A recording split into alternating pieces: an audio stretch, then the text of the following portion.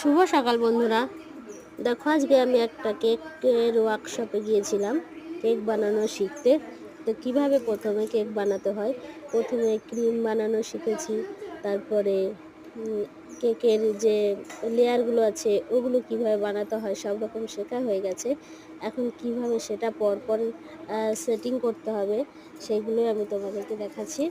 প্রথমে একটু সামান্য ক্রিম নিয়ে লাগিয়ে নিলাম, তার কারণ হচ্ছে না হলে বোর্ড থেকে স্লিপ কেটে সরে যাবে। এই তো নিয়ে এবার ক্রিমটা বাটারের মতো চারিদিকে একটু হালকা করে লাগিয়ে নিয়েছি। তারপরে দেখো কেকের যে ইয়েটা পিসগুলো আছে 3টে পিস কেটে নিয়েছি। এবার যে কেকের পিসগুলো ছিল এই পিসগুলো ডিম দিয়ে, ময়দা দিয়ে, চিনি দিয়ে বানিয়েছি, সেই পিসগুলো একটা একটা করে আটকে দেবো। দেখো প্রথমে দিলাম ফার্স্টে ওপরের যে লেয়ারটা আছে ওই ওপরের